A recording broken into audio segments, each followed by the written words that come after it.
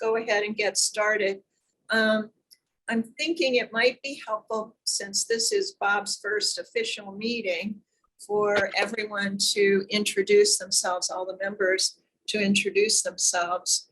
And so you guys know me, I'm Jean. Mary Beth? I'm Mary Beth. I'm a member. Jennifer? I'm Jennifer Brooke. I too am one of the original members of the Disability Commission. Janet? Janet, you're muted. Janet Byer, member. Karen? Karen Young, member. And Linda? Hi, everyone. Select Board Liaison. Okay. And we also have a couple of guests. Bob, you want to introduce yourself? You're muted, Bob. Bob Andrews, unmuted. Okay. So first order of business is approval of, There's also another guest here, Pat. we have Aaron Stevens here and Patricia. Patricia. Okay. Hi, welcome to both of you. I know you each have some things to talk with us about a little later in the meeting. So I'm so glad you are both here to join us today. So approval of the minutes from the October 13th meeting. Did you all get a chance? Oh. I move to approve the minutes. Thank you, Karen. I second. Okay, Mary Beth seconded. Janet, you're gonna need to unmute and call on people. I too. Okay. Bob Andrews. Oh, well, I'll approve them, but although I wasn't here at the meeting. Never So mind. Just prove them. Yeah.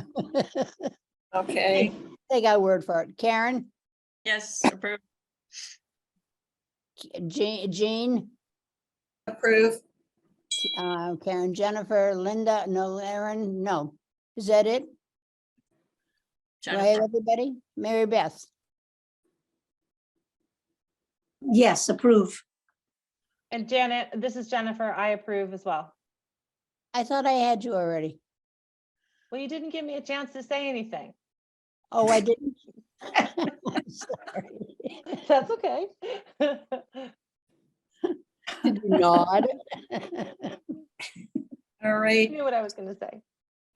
so old business, Junction Village or Junction Park safety concerns. I know that they put up a sign. Thank you, Karen, for pointing that out. They put up a sign asking people to go to the town's website to sort of vote on what kind of signage people wanted at the entrance to Junction Park. I haven't heard how long that voting is supposed to take. And,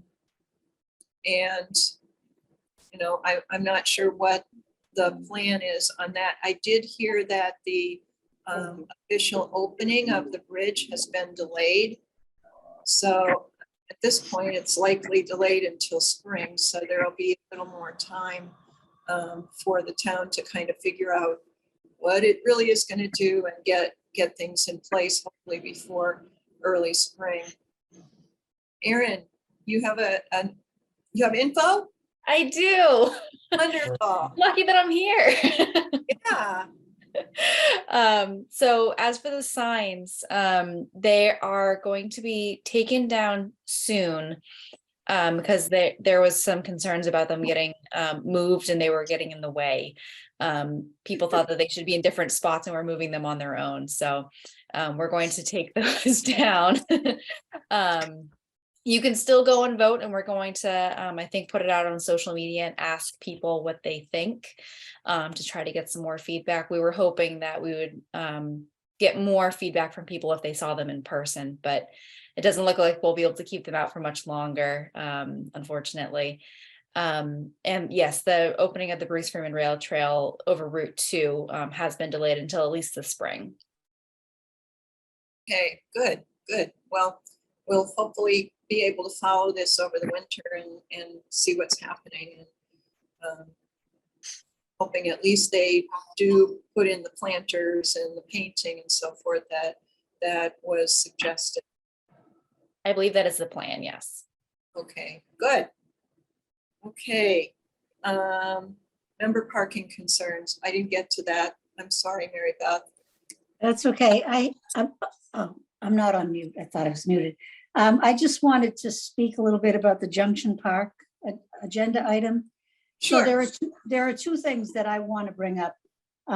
One is that it's been brought to my attention that the Green Thumbs want to place planters in the center of the passageway, which is a change from the original plan that the Bruce Freeman Rail Trail Advisory Committee probably presented to you. It changed somewhere along the line. I'm not sure at which point. Anyway, I have some concerns about that, being that it really changes the nature of and the aesthetic of the park itself.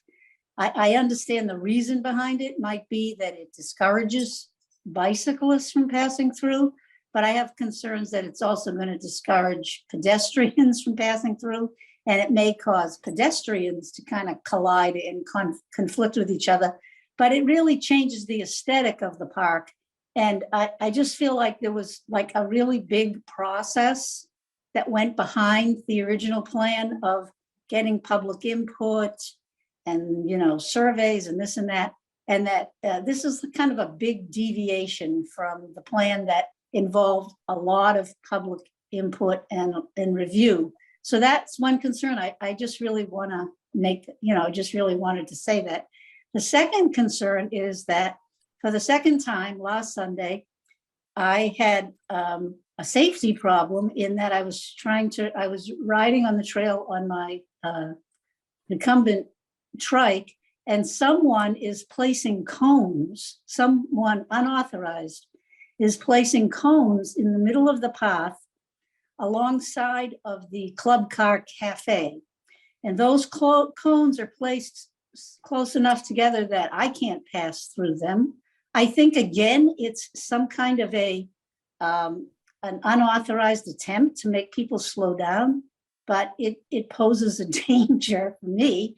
I can't dismount my bike and try to move the cones, although I did have to try to. And as I was trying, a father with 2 children came along, saw that I was struggling. They got off their bikes in the middle of the path to move the cones for me, which then caused a safety problem for the people behind them who came up to them. Suddenly, there's all these people stopped in the middle of the track. It's just like, I don't know where these cones are coming from, who's placing them there, but it really is something that should be looked into and stopped because it causes a safety problem. And anyway, I just want to bring that up about Junction Park. Yeah, okay. So, Jean, Karen, if you, can I add on Sure. to Mary Beth's? So Mary Beth, just so you know, as a representative of the Commission on Disability, I met with Marcia, our town planner, and I told her exactly what you just said.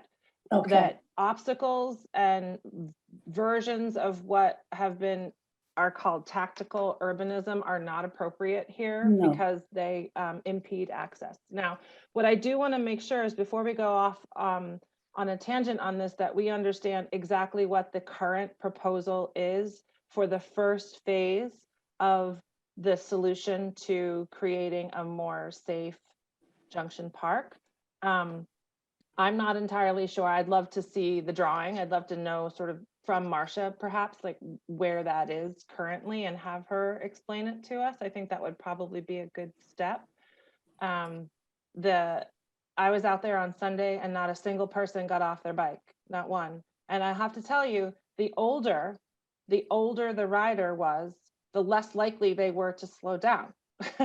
So there's an idea that somehow the older we get, the more the more infirm or the more disabled we become, it actually, you know, when I was out there, it was a very different scenario because people getting off of a bike, once one is on a bike, actually may not be the best thing for a good chunk of people who are riding through Junction Park. So aside from that, I feel like before we go too much further, we should probably just get a verified first steps report from planning, because I think your concerns are absolutely on target, Mary Beth. Thank you.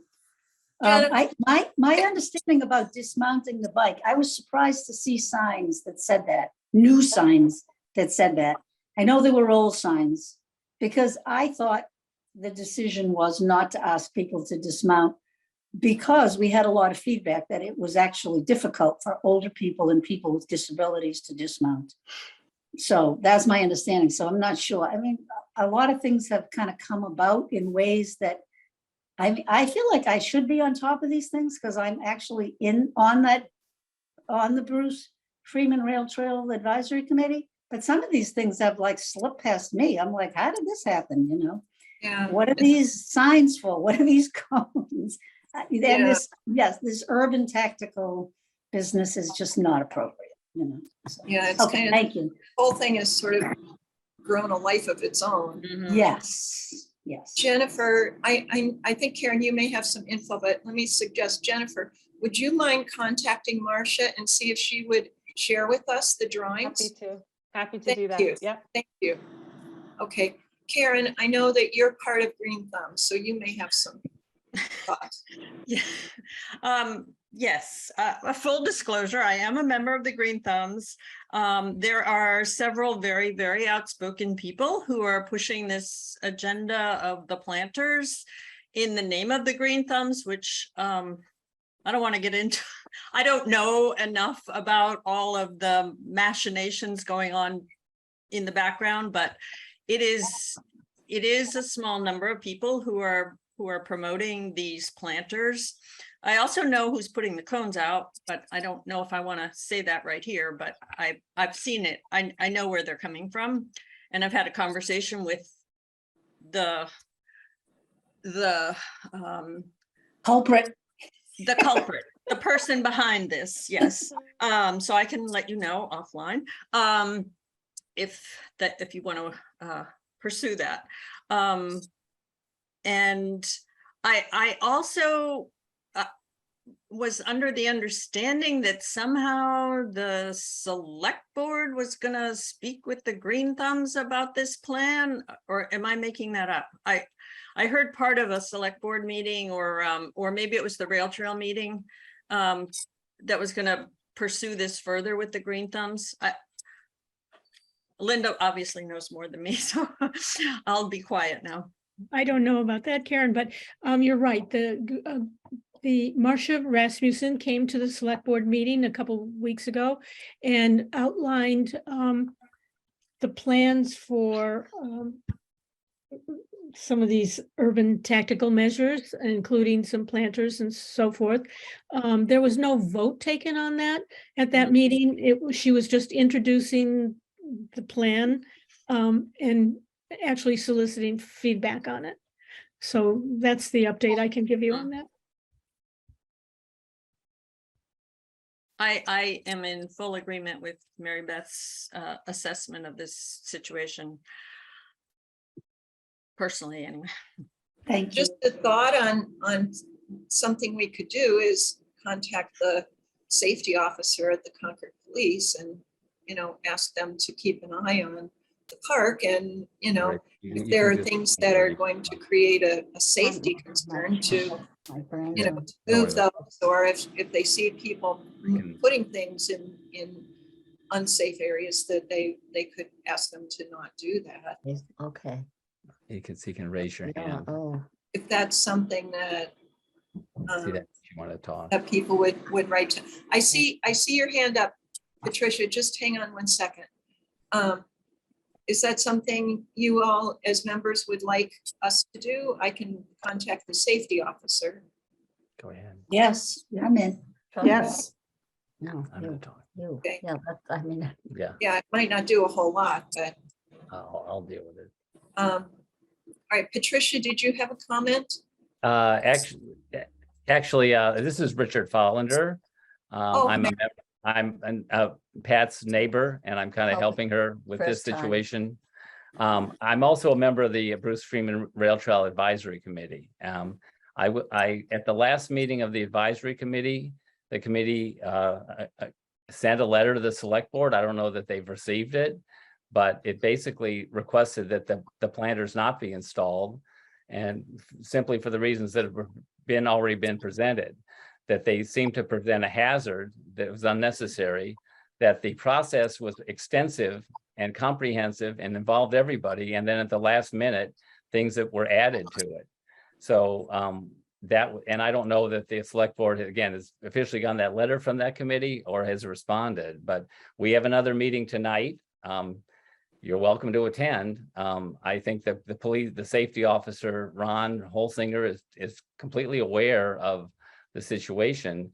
One of the dilemmas along a rail trail, however, is that they don't really have any enforcement mechanism. So Okay. again, I think that nothing's really happened yet in terms of seeing that the plan that was worked out over months of work by hundreds of hours of volunteer time, by extensive public input, gets implemented prior to then throwing other things into it. And I have to say the committee was not particularly happy that the time that we had spent and the many other citizens had spent, and the plan hasn't even been implemented yet. If it doesn't work, then we'll go back to the drawing board gladly. So that's what the committee's position is, and I just happen to be here with Pat to jump in. And I could give you the spelling of my name if you need it for the record. It's Richard Follander. I used to work F-A-H. with you, Richard. I used to work with you, Richard, at the Concord Journal. I know. how to- Correct. Hi, yes, Janet. I recognize a lot of you folks. So again, I'll get off and let you get back onto the business of the day, but I will also at the meeting tonight, later on, my next Zoom experience, I will share the concerns that were expressed at this meeting. Thank you very much. thank you, Richard. It's good to have additional. Bob, you have your hand up. Yeah, I just like to raise a question. I'm relatively new to this discussion as well as to the commission. But I've been trying to figure out in this meeting and in a previous meeting I attended, just in what way this is an issue for the disability committee, a disability commission as such. I mean, why are we involved with it? So I think that the main reason that we've been involved in it has been safety concerns. As the bridge over Route 2 opens and there's more bicycle traffic through the park, that would cause a safety concern, especially for, someone who walks more slowly, uses a wheelchair, uses a walker. It's right at Concord Park. It's very close to some of the Minuteman Arc homes, and it's just was a safety concern for individuals with disabilities. That's how we got involved, and I think our focus has always been on the safety aspect of it. We would like to have it look beautiful as well, but safety is our main focus here. Thank you. You're welcome. Mary Beth? Yes, I just want to add to what you said, Jean, that although you may be thinking about the Bruce Freeman Rail Trail as a bike trail, and maybe that's why you question, why is this a disability issue? I want to just make the point that it's not a bike trail. It is a shared use trail, and many people, if you go down the trail, you'll see many people on the trail who are using wheelchairs, who are walking with walkers and canes. And you'll see mothers who have young children who are riding on tricycles. And so it is really a safety issue it's a shared use path, and that it includes people with disabilities. I have been aware of that. Oh, I'm a user of the bicycle trail, of the trail, which is not just a bicycle trail. I know from personal experience that it's many things, so I understand. I ride Okay. my bike there and I walk there. oh, good. Thank you. I wasn't sure. Because some people do misunderstand it that way. So, yeah. Great. Okay, yeah, Lloyd, I see you have. Hi, hello, everyone. Sorry I was late. Just wanted the minutes to record that I joined the meeting. Oh, yeah, I Oh, did thank that. you. I Yes, did that you today. joined and Meryl joined. Yeah, and Okay, thank you. So Meryl and Lloyd are both with us now. Well, this issue's been going on for many months. We're certainly not going to resolve it tonight. And the bulk of it is out of our hands. But Jennifer, I think if you're able to get some plans, and it sounds like the safety officer already knows about the issues there. So let's see if we can get plans and whether we want to provide any input based on that. Jean, I'm happy to do that. You know, I think that there may be some misunderstanding that disabled people don't ride bikes. I got the sense that when we were first approached that it was approached to prioritize the pedestrian use of the park. And I think it's gotten muddy to Bob's point about why we're involved, because we have had to, you know, identify our role, which is accessibility, whether you're on a bike or whether you're on foot. So we're not seeing this from only one perspective or the other. I think that's just to clarify a couple of things. I just want to make sure that anyone who's looking at this meeting understands that we do need to approach this from an accessibility perspective. Yes, thank you. Yeah. That's a good clarification. Okay, so let's go on to Bob's presentation about the hearing loss accommodations in Concord. You came to us a couple years ago and you and your group shared your report that you had put together for the town, which was very well done, was quite extensive. And I know you've done a lot of work since then. So I turn the floor over to you, Bob. Okay, how much time do you think I should take? Well, we have a couple of other issues after that. If you take 15, 20 minutes, is that enough time for you? Yeah, I might not need that much. Okay. I think I'd like to start off by just talking about being a member of the Disability Commission and having a hearing loss disability myself. In some ways that makes me well qualified, but it also may make me a more difficult participant at times because my difficulties in hearing are not absent in Zoom meetings. They're still with me. The sound that I hear, the voices that I hear do not sound like everyday normal voices to me. They may to other people, but they don't to me. So I may have more trouble understanding members of the commission are saying. Hopefully it's not because I'm dumb, but I do have trouble processing what I hear. I just had a new hearing evaluation recently over at Mass Eye and Ear. And what they told me that was pretty interesting to me and really fitted with what I'm experiencing is that, my profile hasn't changed much in several years. If you just look at my being able to, detect sound. But if you look at the intelligibility of the words that I listen to, that's something else again. It, there's a part of the test where somebody says words and you hear them through headphones and you have to say what you heard. Right. Well, I didn't do that well. 3 years ago, I got like, I think it was 75% of them right. This time I got like 40% of them right. I do have a device which I use when I, communicate with people on Zoom. It's called the Connect Clip, and it connects my hearing aids wirelessly with the computer sounds that I'm getting.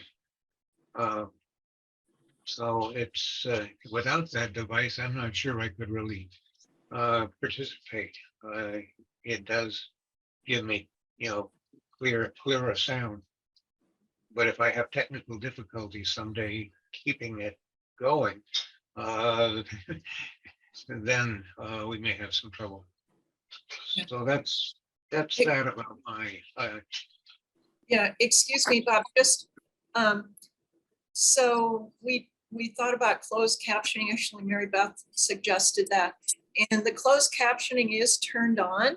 I just double checked it, but it's not happening. So before our next meeting, I'll get in touch with Chris Carmody at the town. He's the one that sets up these meetings on Zoom, and have him figure out what's going on so that the closed captioning can be seen. Which Okay, that may help some as well. I think what helps as much as anything really is if people don't talk too fast. Some people have really are really fast thinking, and their fast thinking becomes fast talking. And the faster the talking goes, the more difficulty I am going to have understanding what you're saying, which I think leads into my talking a little bit about my personal journey with hearing loss and advocacy for people with hearing loss. I was by the profession a psychologist. I had a long career as a psychologist, both doing therapy and evaluations, and also administering mental health programs. Then I retired in 2007, and I started getting involved with things in the community. And one of them was climate action. I was a member of Concord Concord Climate Action Network, and I've been a long-term member of an environmental team at my church, which is First Parish in Concord. And because I was involved with those things, I went to a lot of public meetings. I was interested in hearing some of the the discussions before the select board or other groups that were relevant to the climate issues and sustainability. And at first, that was pretty much an okay experience. But then, the longer I was with it, it became a very frustrating matter for me that my hearing seemed to be going downhill.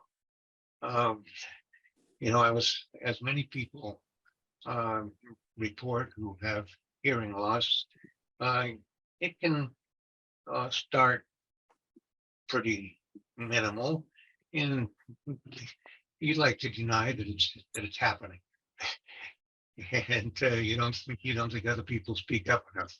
Well, I just found when I went to a meeting like a select board meeting or a planning board meeting or whatever, that sometimes I had only very minimal idea of what the heck the people around the table were saying. And that's a common experience, for people with hearing loss. They may have hearing aids, and I do, and this is my third pair of them.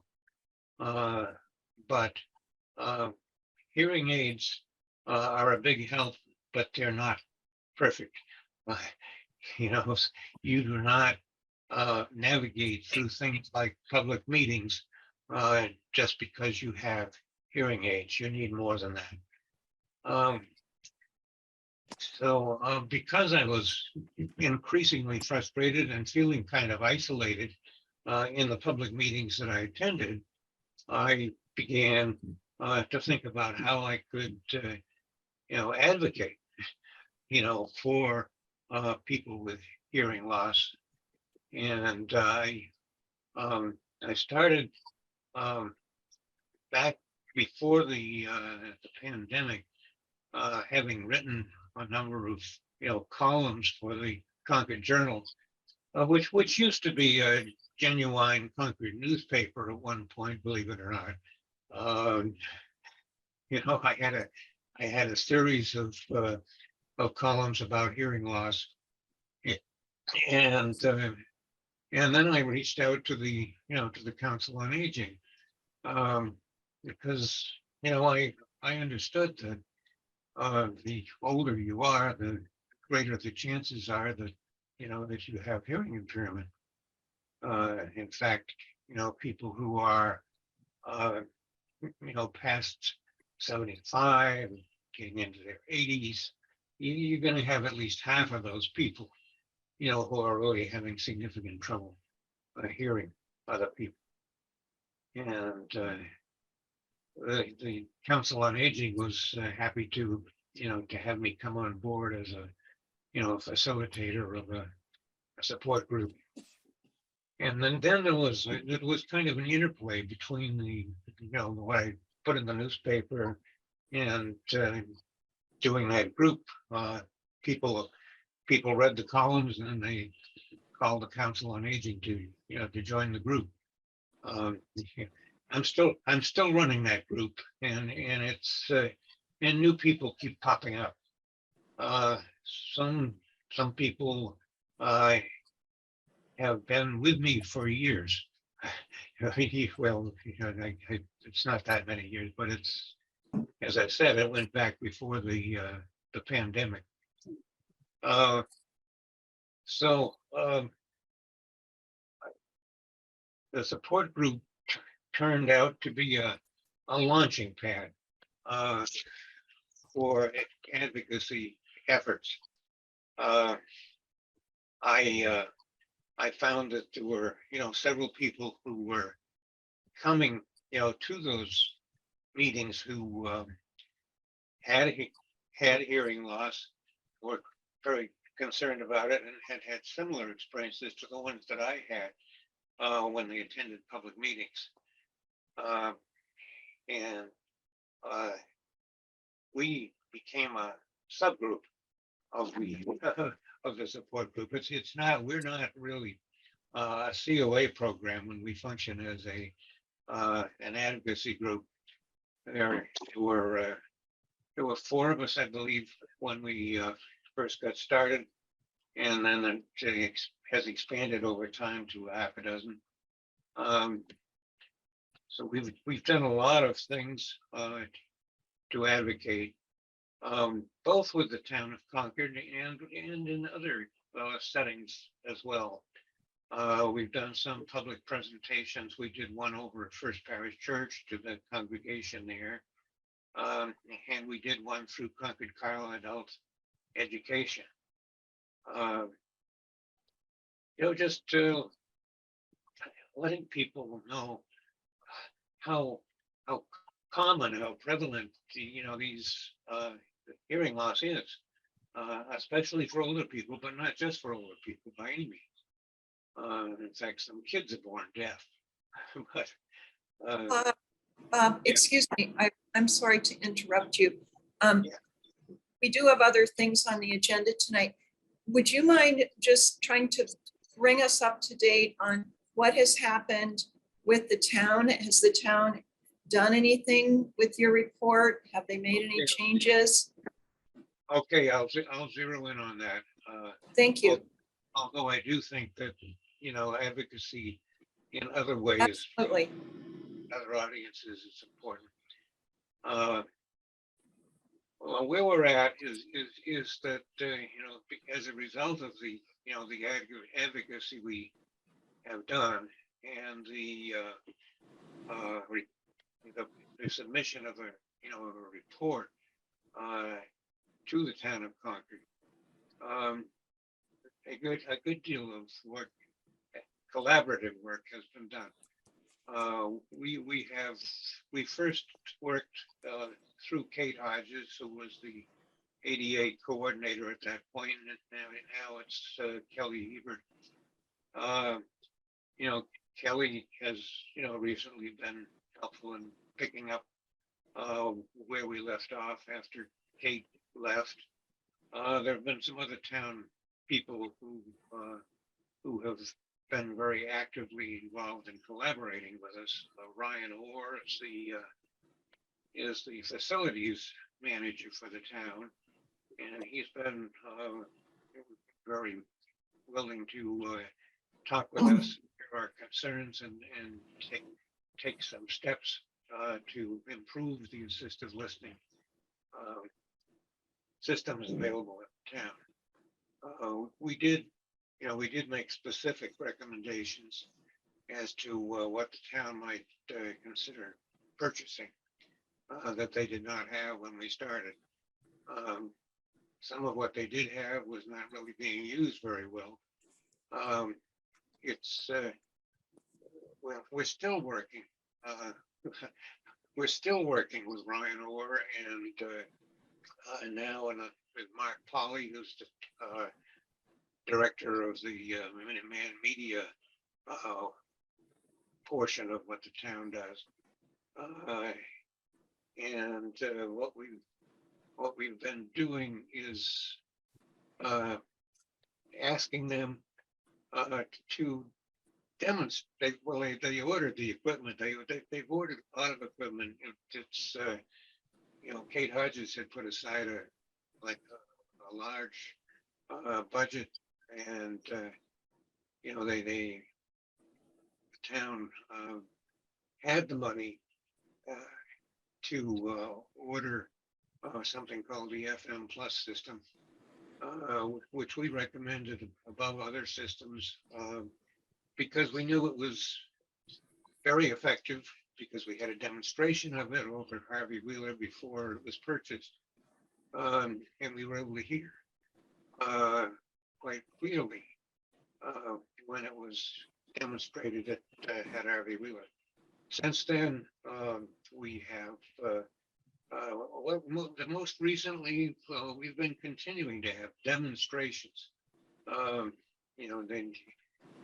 we've been trying to set things up so that we walked into a simulated meeting and tried to hear with the equipment that they've purchased, and then we gave them the feedback on what we were experiencing.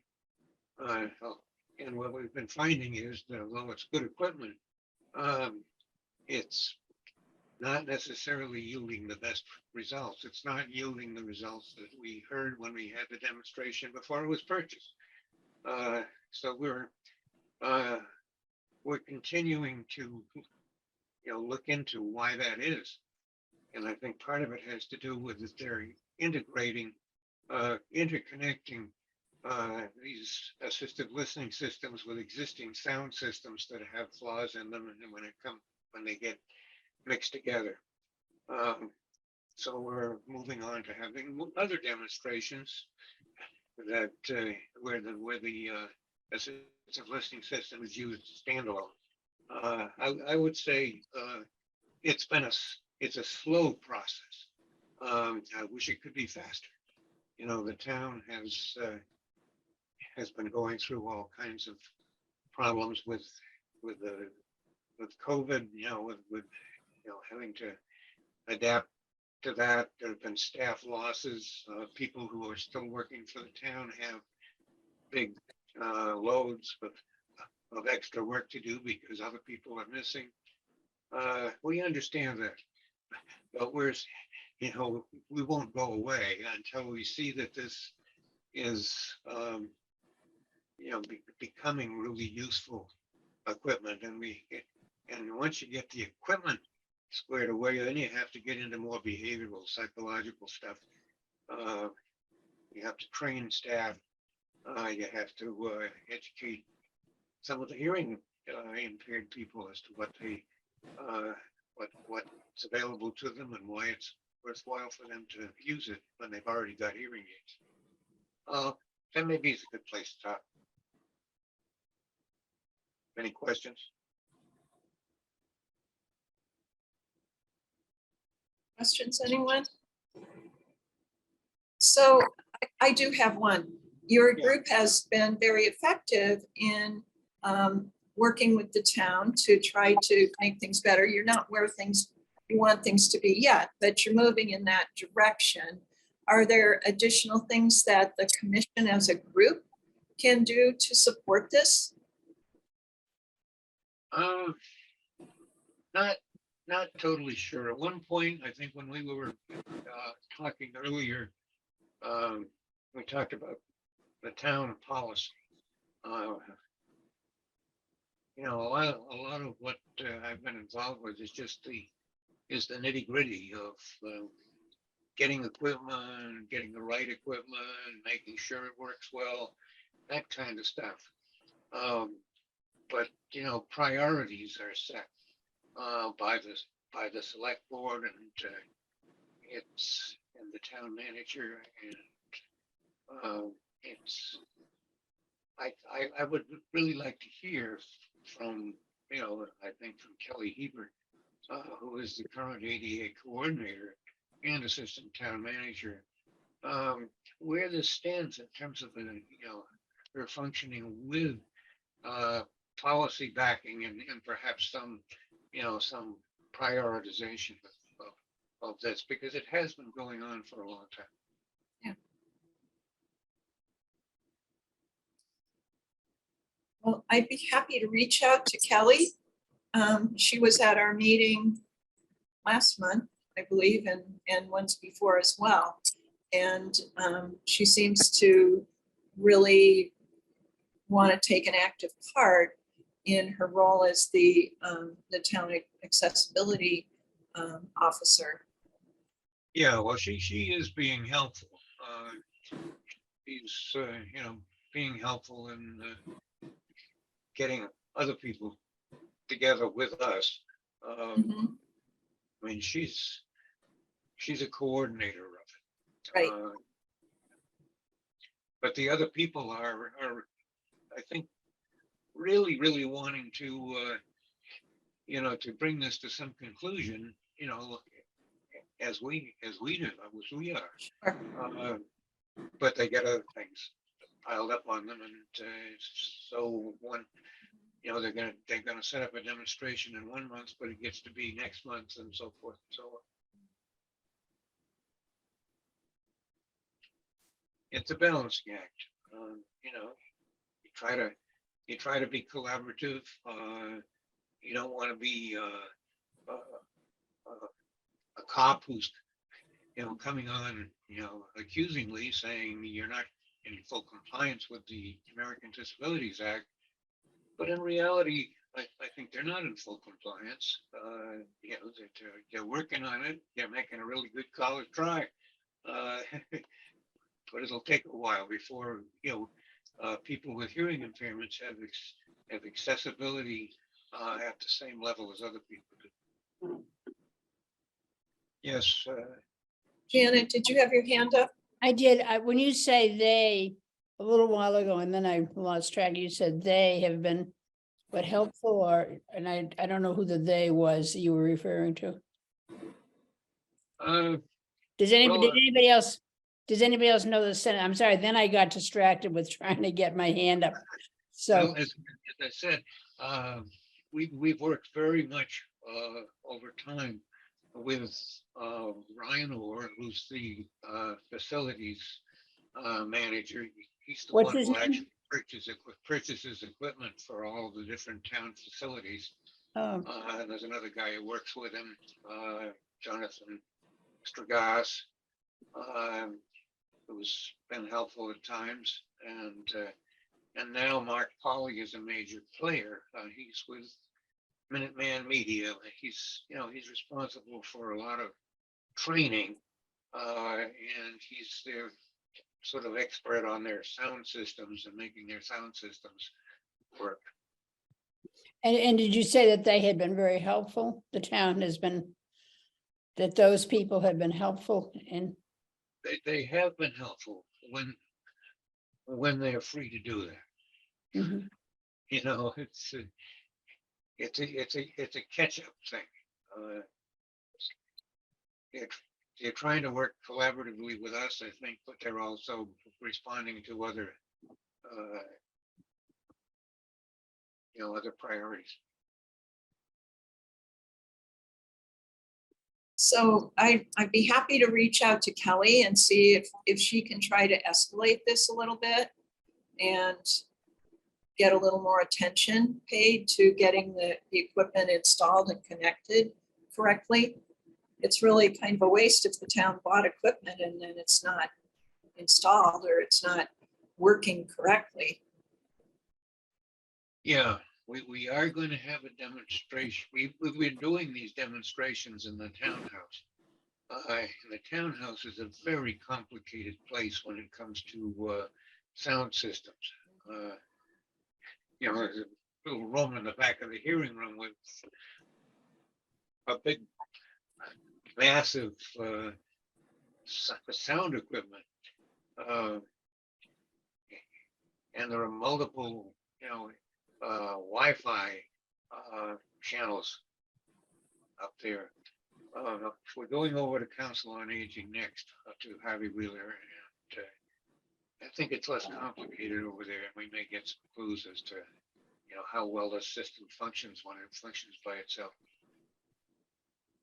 That sounds like a good idea. It's certainly a Yes, more modern building. There is equipment now installed in 3 places. It's the FM Plus system has been installed at the townhouse, at Harvey Wheeler, and on Kai's Road. There are still some public venues where there isn't an equipment.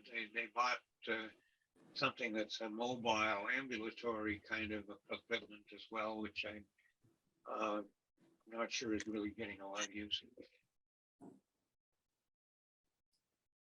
Right. Well, I'll reach out to Kelly and we'll see if they can kind of escalate that to make sure that the demonstrations get done and not postponed. And you're right, there are a lot of competing priorities. Yeah, so you kind of have to be sensitive to that, but at the same time, Right. not go away. Okay. All right. Well, thank you, Bob. And it's Well- nice to have you on the commission. Janet, Bob, what is the name of the equipment? It's called FM Plus. It F- comes FM? FM as in frequency modulation, as an FM radio. Okay, It came from Williams Sound. that's okay. All I need is the, Excuse me. I think she just needed the name. Thank you. And I'll see if I can get those closed captions set up for this meeting. They certainly should be. Just let me comment on that. I'm not sure that I will benefit a lot from that. I think with the device I have, and if people just don't Okay, overwhelm but it, should be fine. Yeah, closed captioning might be helpful for others as well. Yeah, sometimes sometimes people are very much helped by it. Sometimes people do a lot of lip reading. I mean, I can say I don't know how to lip read, but on the other hand, I think I perhaps do it unconsciously. Okay. All right, let's hear from Aaron. Are you still with us, Aaron? Yay, you are. I am, although I've moved locations. That's quite all right. So you have an accessibility concern that you're working on. I do, yeah. So it's been brought to my attention numerous times that the MBTA station in Concord Center is not accessible. I've probably even spoken to some of you about this problem. Sorry, my dog. So one of the things that I am looking to do now that I'm the transportation planner is to look more closely at what options we have for getting in touch with the MBTA and really moving things along. There is a period of time that the MBTA is supposed to not only respond, but be making a plan for implementing. And the earliest documents that I found so far were from, I think it was 2009, possibly 2005. So it's definitely within that range that we should at least be on the list of accessibility projects. And I recently checked and I did not see Concord on that list. So I have a couple of leads after I went to a conference last week and spoke with some people who work specifically on accessibility issues. They said that they couldn't help with what I was working on, but that they gave me some ideas for who else I could talk to at the MBTA. And I think that because we have sort of a stronger case to make because of Rev 250, I think that, you know, we'll use it in all the ways that we can. We're going to have a lot more people coming to town, and we want to make sure that all the people that are coming to town have the ability to access Concord. And I think that we're going to be encouraging people to come by public transit. And if we don't have a way for them to get off, the stairs are very steep. I have difficulty and I am fully mobile. Sorry, my dog wants to do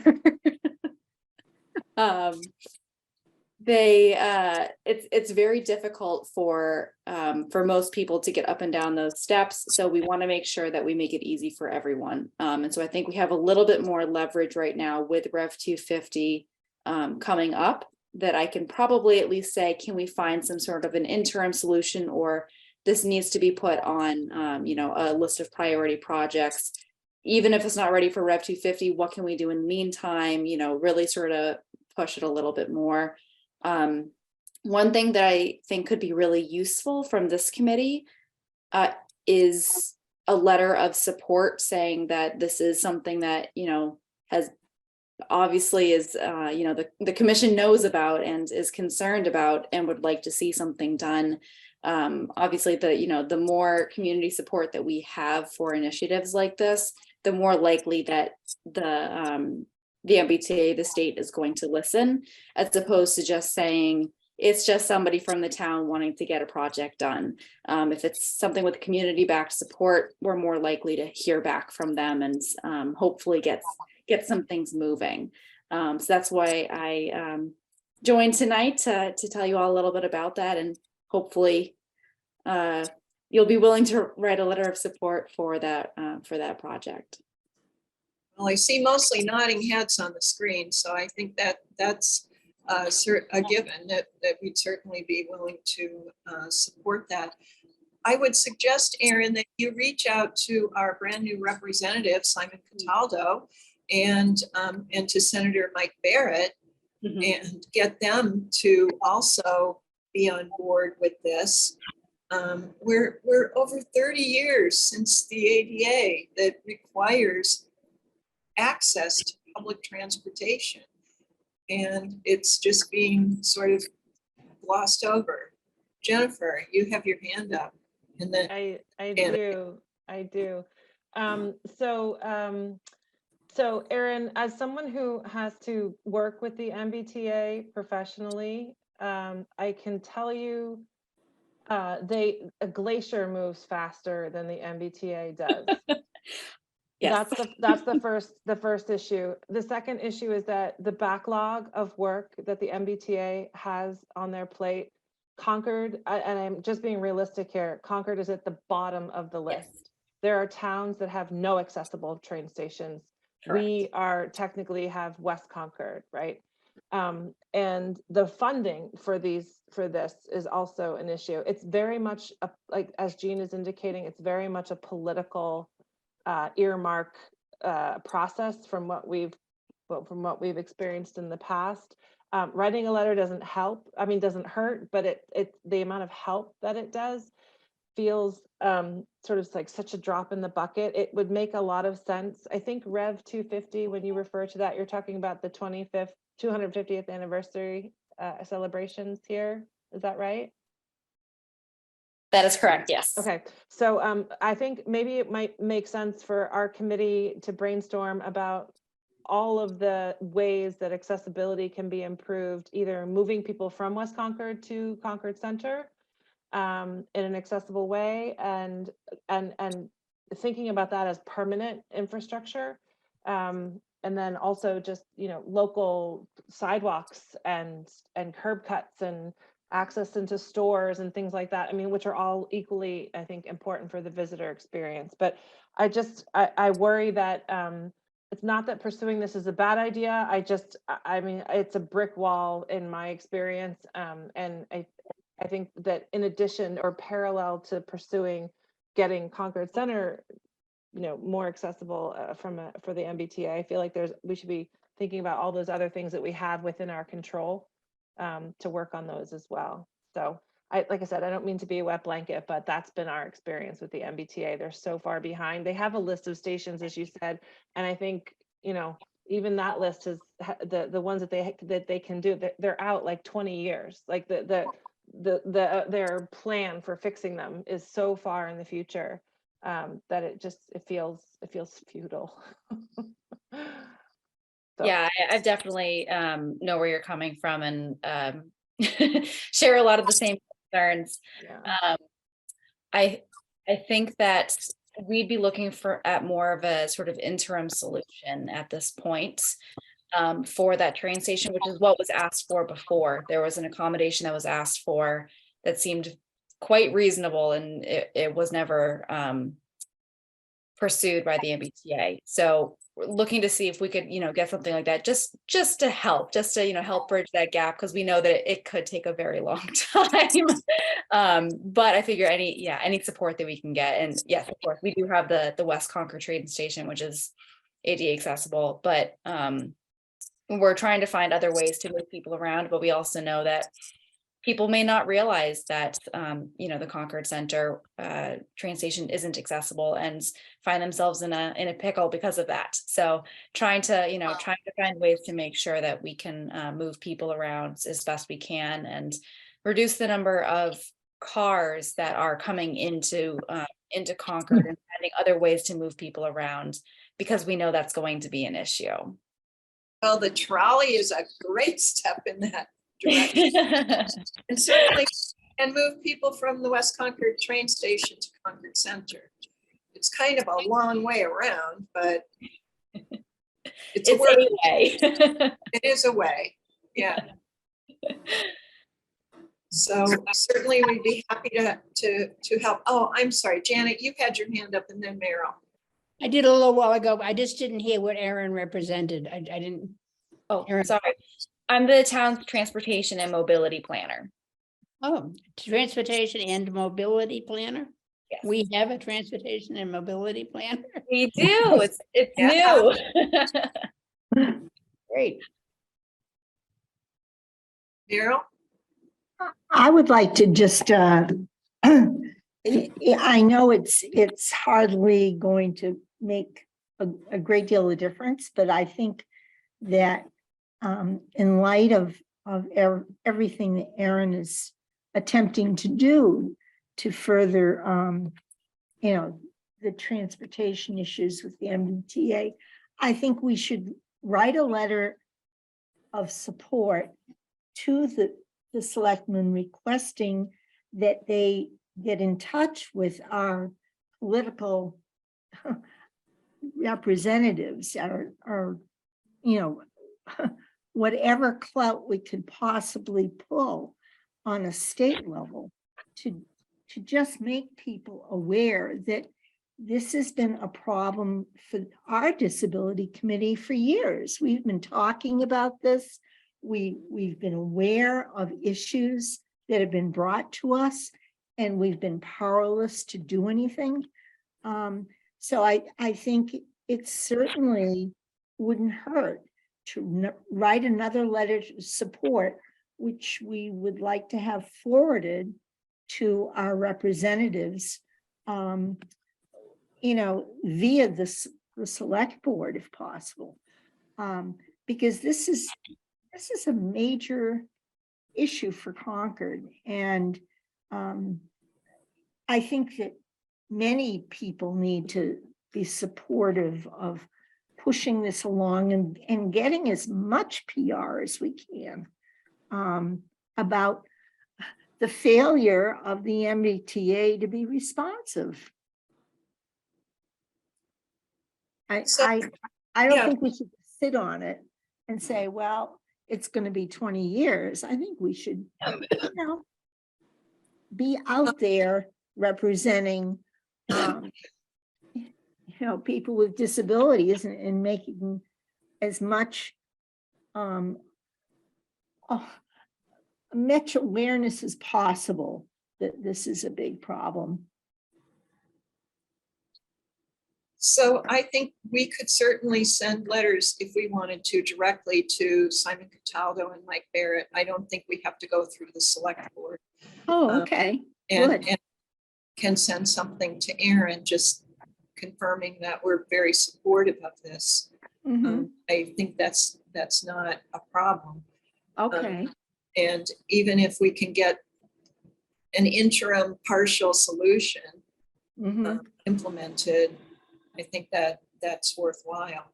And in the meantime, Aaron, your work to look for other alternatives and workarounds is going to be really helpful. Janet, you have a comment? Yeah, I just want, yes, my comment is we actually have 3 reps. Simon Cataldo, Senator Barrett, and Carmen Gentile. Oh, that's right. That's right. Thank you. Ah, I forgot about the redistricting. that's right. My rep is Carmen Gentile. Okay. Well, we can make sure we reach out to all 3 of those. Just- Yeah, I'm happy to write a letter and make sure it gets out to all of them. So Aaron, thank you. We really want to support you in your work. And please feel free to come to the meeting anytime and keep us posted on what's happening, not just about the MBTA, but other transportation things. Absolutely. And I'll be coming back soon to ask for a letter of support for the trolley. So Oh, yes. Yeah, I think we all like that trolley. yeah. So yeah, I'll put something more formal together, but I'll be asking for a letter of support for the trolley so we can, we're asking the legislature to, we have the funding earmarked, but we need to actually be provided the funding. So Okay. looking to get that going again. That's wonderful. Thank you, Aaron. Thank you all. I want to finish up with Patricia, but first, Jennifer, you brought up a really good issue about this is a good time for us to be looking really broadly at accessibility issues before that 250th anniversary. So how about if I put that on the agenda for next month for us to really think about that and what kind of role we can have. Absolutely. I think if we could coordinate that with what Erin knows about this this, it's always good to have a goal, right? So the Rev 250 is it's just a good goal, and it can move things along. So if we could coordinate maybe what she knows about that event or series of events, it would help us, focus. Yeah, and I think there's a new Concord committee that's being formed around that as well. Perfect. Thank Mary you. Beth?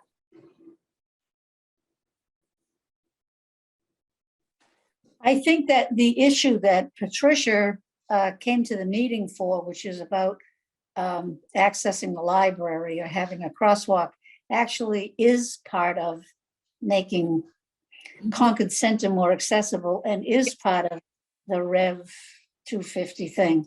So I just want to say, I think this is an important issue and it's very consistent with everything else. Absolutely. Yeah. Patricia, do you want to come on and share with us your concerns and your idea? Yes, I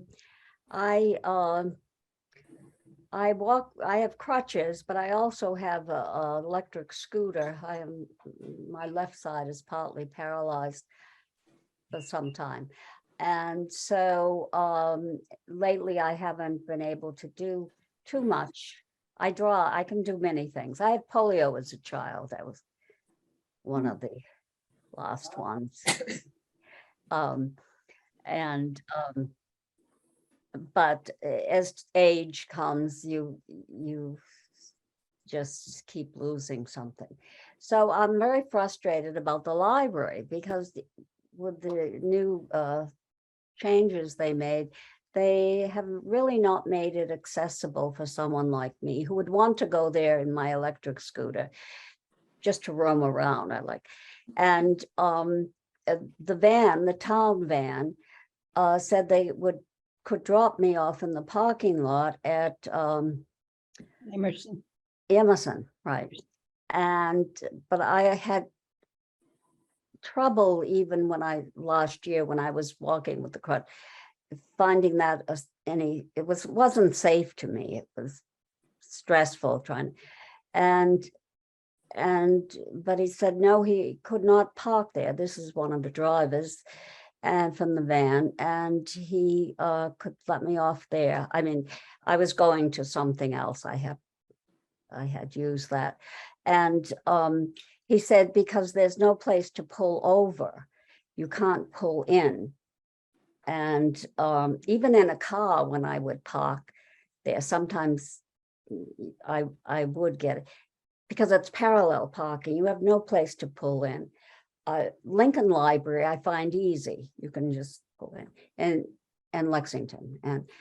And so I'm very disappointed that it's really not accessible.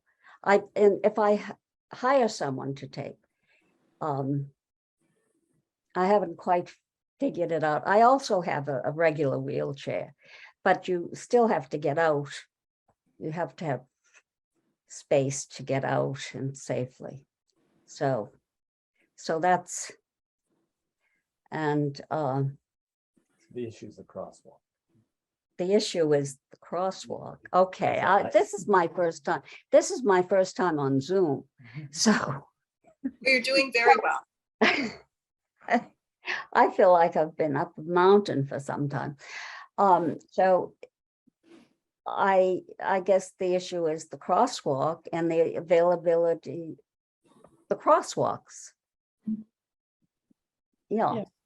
Yeah, so I think that there was a potential stoplight or pedestrian stoplight that was designed when they did the Stowe Street parking lot.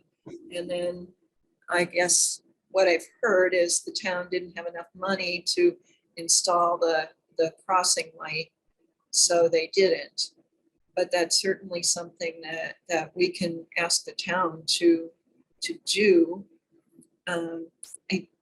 Because I knew you were coming and going to discuss this, I did send an email to Kelly Hebert to ask if this might be something that the funds that are allocated to the Commission on Disabilities could be used for, because it's something that would be a public benefit. It's something that would benefit certainly people with disabilities, but lots of other people as well Mhm, who want a safer crossing.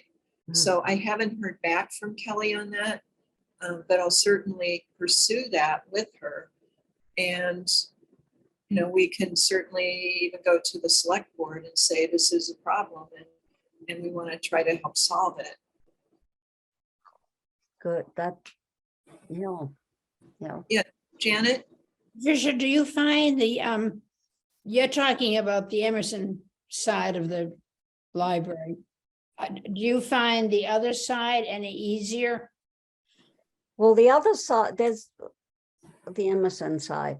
The Emerson side, you park in the parking lot, you walk across 2 lanes of traffic, you walk half the length of the library, then half the length back up to get into the library. Yes, On the other, on the side- other, on the Main Street side, you have to pull in and then get out into traffic. well, that's right. I mean, there's no easy way. There's no easy way. We've No. been fighting this battle. No, I mean, if they had somehow had a circle, a different, well, I don't know, different design.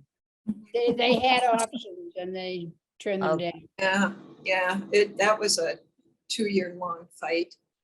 Jen, Oh, I have a question for you. There are those 2 spaces that have the sidewalk bump out. If someone is driving a regular car yes, and wants to be able to get out on the driver's side more safely, as long as they've got a handicap placard, can they pull onto the hatch marked part and park on the hatch marked part? No, really? Oh, The hatch mark is really meant to stay free. oh, free. Free.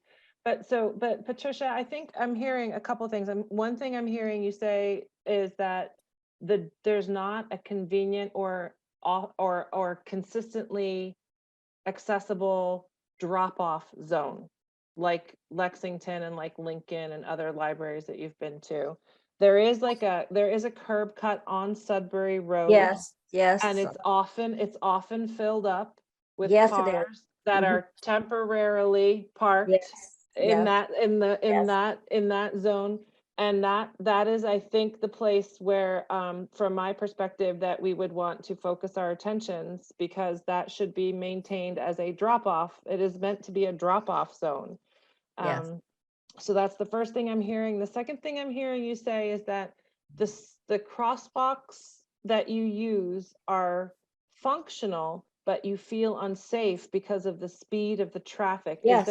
Are there other reasons why the crosswalks Well, don't well, the feel right? crosswalk is on that side street. Mhm. I find, I drive, I can drive, but I can't walk very far. Right. And I wouldn't, and I'm frightened of getting out anywhere the cars are going by, and like around the library, except for that pull in, because my balance and it just the cars. But I find that street where the umbrella's on, people are taking a left and they're looking to the right and left for cars. They're not looking for pedestrians. Right. So I So- think it's a dangerous crosswalk. Okay, that's pretty clear. Thank you. Thank you. Jean, I think your point would be a good one about either lights or there's a traffic calming or, I'm sure Pat's not the only one who feels this way crossing over Sudbury Road. Oh, yeah. Right before the corner where people are anticipating turning and not really looking at what's in front of them. Right. yeah, I agree. I think even people who are ambulatory, Mhm. and then you've got parents with children or toddlers, babies in strollers, and people with all manner of devices. So let me follow up with Kelly about the question about using some of our funds. I'm not sure how much a pedestrian crosswalk light would cost. More than you think. More than what? This is Richard again. It'll cost way more than you think. I would imagine. This But is it my ca- good neighbor. Richard is a good. I guess I could also chime in again. I'm also on the Friends of the Library Board. This issue has been discussed. The library friends are very much supportive of a pedestrian activated light at that corner. And I think that you were correct to talk about it was not actually included in the Stowe Street plan, but could have been and wasn't. And there have been numerous discussions with the town engineers, and they have, again, a long list of priorities, and this isn't at the top of it. I will say also that the library staff is well aware of the issue. The head of circulation collects many times. He gets numerous complaints from patrons that they don't feel safe crossing at that intersection. And also the library corporation, which you may be aware actually owns the building, has indicated a willingness to contribute to some safety measure at that corner. So I'm not speaking for them at all, but I do think that this is a situation where making something accessible will benefit the entire community, not simply people who might need special care, because as somebody said earlier, it's an area that has a huge population of very young people and very old people who are trying to cross that, and now that we've hit this time of year, it's very, very dark there to do anything. Yeah. I will say that it's immediately an issue gets raised. Oh, it's in a historic district. I think that issue could certainly be dealt with over time. We do have paved roads; they're not dirt, so I think that we do allow to have some improvements to them. The Right. Friends of the Library, if you guys are going to do anything, I would be willing to again reiterate the Friends of the Library support. We would support you in any way to make that crosswalk safer. Wonderful. Well, and it's great to hear that the library corporation might have some funds to put in. If we have some funds, they have some funds, maybe this town can come up with a few dollars. And one more point I'll make is that it's the 150th anniversary of the library building next year. It might be nice to think that this is similar to the 250th for the revolution. Might you think that maybe that would be a good deadline to show our commitment to our community and the library. Okay, very good. Thank you. So Bob, I see you have your hand up, Janet and Mary Beth. So let's do that. And I know we've run way over already. So I want to try to wrap up the meeting. Bob? I have a question. What about the mediator and relationship to the Disability Commission? I mean, can some of these very pressing accessibility and safety issues find their way into the new Concord Bridge? I mean, I spoke earlier about how we had lost a community newspaper. We have now gained a community newspaper, and I will bet they would love to cover some of these disability concerns. I think you're absolutely right. From my perspective, I've been thinking I would let them get a little bit of traction, because I know they're brand new. They've published 4 issues so far, and let's give them a minute or two or maybe a month to kind of get themselves settled, and then I think we can certainly approach them with some of these concerns. Janet? Yeah, I just wanted to say to Richard, Richard, you're concentrating on the Emerson side, which I would never in 1,000 years use. The library board should also know that the other side is not accessible either. It's not just a matter of the long walk from the Emerson parking lot across 2 lanes of traffic and half the library to get in. They had an option, which was to put the parking right at that back door. They had that option and they turned it down. So I am actually, well, I'll say it on the record, I'm boycotting the library for a while. I have to calm down before I go back there, because they were able to put a parking lot at the at that side door. They already had a driveway. They could have put parking right at that back door and saved people getting out into any traffic at all. And they chose not to. And we know that they chose it because we sat in on the meetings. That's Yeah. my feel. Yeah. Right, right. Well, Yes, yeah, sir. I agree. They had an opportunity and they chose not to follow up on some of the suggestions that we made and others made to them, which is really unfortunate. All in the name of saving the yellow The leaf yellow tree. bush. Yeah, Yeah, the ancient, which- the ancient thoreau bush. Yeah. right, yeah, Which died, you know that, right? yes, That yeah, was Okay. over the storm. Yeah, yeah. yeah, died in the storm. It's gone anyway. Okay, Mary Beth, and then Meryl, and then maybe we'll wrap it up for tonight. Well, I think Bob made the point that I wanted to make, that I think we have an opportunity with the bridge. But I also think if we do ever get a light, it would be nice to get the kind of light they have, like in West Concord, that actually it speaks, it says wait. And you know, that kind of, I Yes, don't know what it's called, but the audible. deluxe, yeah, the audible light, anyway. And I also feel the same way about the library. I seldom use it. I just don't feel safe. It's a lot of work. By the time I cross the 2 lanes of traffic, get up the ramp and get in there, I'm too tired to look at anything. So, anyway, same thing. But Yeah. whatever. Thank you. Hopefully you use the Fowler. Oh, yeah. I actually use the library service. There's a person that delivers books to me. Who's wonderful. It's a wonderful service, yeah. Okay, Meryl?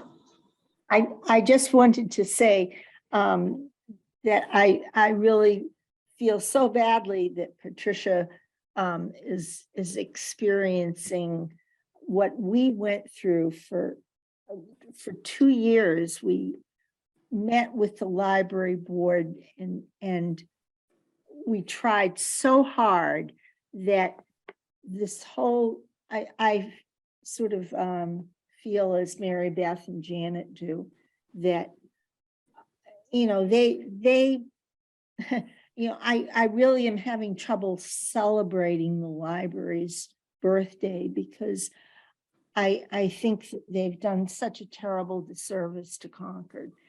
And I don't know how to reconcile it personally.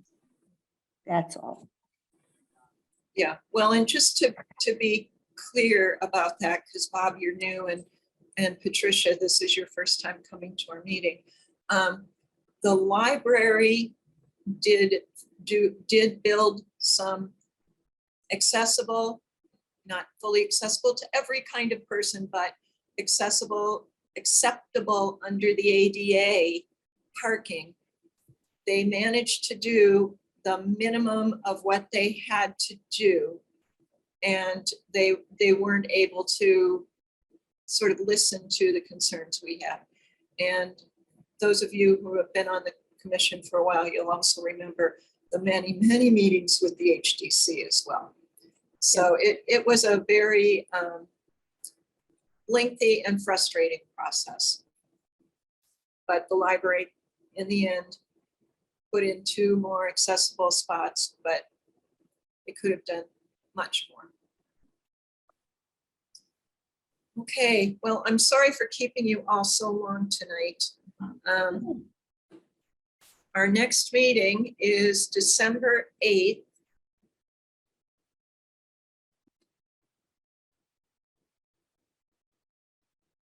So we will see you at that time. Shall I call the roll? Does somebody want to move to adjourn? I think I heard that we don't necessarily have to move to adjourn anymore. Oh, good. Okay. You can just- I Because think- I always forget to I call think the roll. if you step away from the meeting, that shows that you wanted to adjourn. Okay. Okay, see you all on the 8th of December. Okay. Have a Bye. good Thanksgiving. Eat well. Yes, all of you. Thank you all. Happy holidays. Bye now. Bye. Bye. Um, Bye. You go.